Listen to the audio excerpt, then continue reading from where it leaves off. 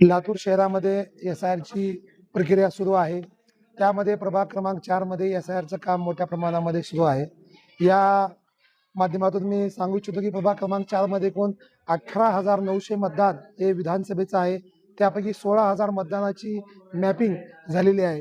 त्यापैकी 4,000 मतदान हे ॲन्युअलिमीमध्ये आलेले आहेत आणि 2800 मतदानाची आणखी मॅपिंग बाकी राहिलेली आहे. परंतु मी सर्वांना जनतेला असं आवाहन करू इच्छितो की एस-आय-आर हे तुमचं नाव कमी करण्याची मोहीम नाही, तर आपलं नाव एस-आय-आर आपल्या मतदान यादीमध्ये हे नाव संरक्षित करण्याची मोहीम आहे. हे पहिल्यांदा आपण सर्वजण समजून घ्यावं, कारण एस-आय-आरमध्ये नावं कमी केली जाणार नाहीत, तर जे तुमचं नाव आहे त्याला संरक्षण देण्याचं काम या माध्यमातून केलेलं आहे. कारण आपण जनतेनं यामध्ये कुणी पॅनिक होऊ नये, घाबरू नये. आज मॅपिंगची प्रक्रिया पूर्ण झाली. या ठिकाणी आता व्हेरिफिकेशनचं काम सुरू आहे. त्यामध्ये आपल्याला एक फॉर्म भरून द्यायचा आहे. तो फॉर्म या ठिकाणी मी तुम्हाला दाखवतो की ज्या मतदाराचं नाव 2002च्या यादीमध्ये आहे त्यांनी ह्या फॉर्मच्या ह्या बाजूला आपलं स्वतःचं नाव, 2002च्या यादीमध्ये आपला अनुक्रमांक आणि आपला मोबाईल नंबर, क्षुल्लक अशी माहिती ते भरायचं आहे. ज्या मतदाराचं नाव 2002च्या यादीमध्ये नाही त्यांनी प्रोजनी मॅपिंग केलेली आहे. प्रोजनीमध्ये म्हणजे आपली आई किंवा वडील किंवा आजी किंवा आजोबा किंवा नाना नानी यांच्या नावानं ज्यांनी मॅपिंग केलेली आहे त्यांनी आपलं नाव, वरच्या बाजूला नाव छापलेलं आहे, त्यांनी ह्या बाजूला ज्यांच्या नावावर मॅपिंग केलं त्यांचं पूर्ण नाव लिहायचं आहे आणि खालच्या बाजूला तुमचं नाव, तुमच्या आईचं नाव, तुमच्या वडिलांचं नाव, मोबाईल नंबर अशी छोटीशी माहिती आपल्याला भरून द्यायची. BLO हे प्रत्येक भागामध्ये आलेले आहेत. BLOकडे 2 फॉर्म उपलब्ध आहेत.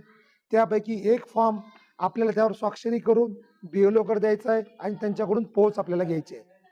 आता हा झाला ज्यांची मॅपिंगमध्ये कसली अडचण नाही. दुसरा प्रकार आहे ॲन्युअलिमीचा. ॲन्युअलिमी म्हणजे ज्या मतदारांच्या मॅपिंगमध्ये त्रुट्या आलेल्या आहेत. त्रुट्या प्रामुख्याने 4 बाबीच्या आहेत. सगळ्यांनी समजून घेणं महत्त्वाचं आहे. त्रुटीमध्ये आलं म्हणजे आता माझं कसं होईल, की नाव लागेल का नाही, तर असं घाबरून जाण्याची गरज नाही. त्यामध्ये त्याचं ॲन्युअलिमीमध्ये यायची कारणं आहेत, की पहिलं कारण असं आहे की तुम्ही एका कुटुंबामध्ये जर 6 पेक्षा अधिक व्यक्तीच्या नावावर म्हणजे प्रोजनीमध्ये मॅपिंग केली असेल तर ते ॲन्युअलिमीमध्ये आलेले आहेत. त्यामुळे समजा मी, माझे 6 भाऊ आहेत आणि मी 6 भावाची मॅपिंग माझ्या वडिलांच्या नावावर केली असेल तर ते ॲन्युअलिमीमध्ये आलेलं आहे. त्यामुळे आपल्याला याचा मार्ग असा आहे की तिघाची मॅपिंग आपण आईच्या नावावर, तिघाची वडिलांच्या नावावर आपण करू शकतो. त्यामुळे ही समस्या हल होणार आहे. दुसरं आहे, आपल्या नावामध्ये बदल असेल तर, म्हणजे 2002ला आपलं नाव पटेल असेल आणि आता आपण चेंज करून ते शेख झालं असेल तर त्याच्यामध्ये घाबरून जाण्याची आवश्यकता नाही. त्याची आणि कम्प्युटरनं काढलेला तो दोष आहे. त्यामुळे त्याची BLOच्या माध्यमातून चौकशी होऊन तेही ॲन्युअलिमीमधून निघणार आहे. तिसरा प्रकार आहे की वडील आणि आपल्या वयामध्ये जर 15 वर्षापेक्षा कमी फरक असेल तर ते ॲन्युअलिमीमध्ये आलेले आहेत. त्यासाठी काय करावं लागेल, आपले आधार कार्डवर जी आपली जन्मतारीख आहे ती जन्मतारीख आपण पुरावा म्हणून द्यायची, तेही तुमचं ॲन्युअलिमी नाव कमी होणार आहे.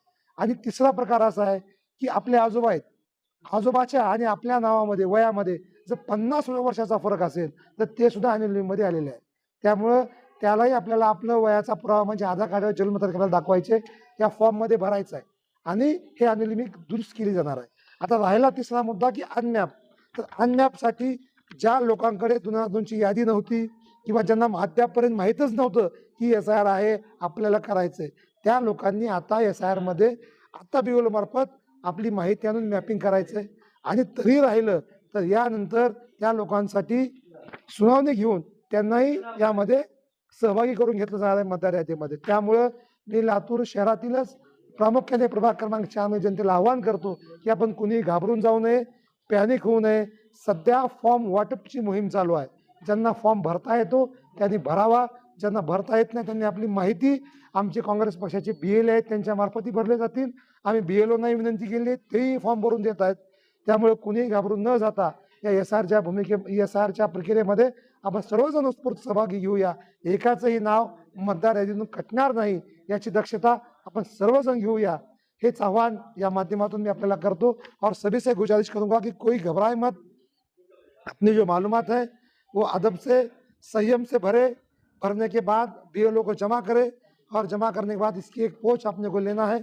ये प्रक्रिया 29 तारीख तक, फिलहाल 30 तारीख तक चलने वाली है, लेकिन इसके आने वाले समय में पूरा काम विद इन टाइम में अगर नहीं हुआ तो इलेक्शन कमीशन में इसे तारीख में बढ़ाता देने वाले की. इसका मतलब ऐसा नहीं कि हम घर में ही बैठे, तो हम सबसे गुजारिश करूंगा कि आप सब इस मुहिम का हिस्सा बने और बगैर घबराते हुए अपनी एसआर की मैपिंग मुकम्मल करें।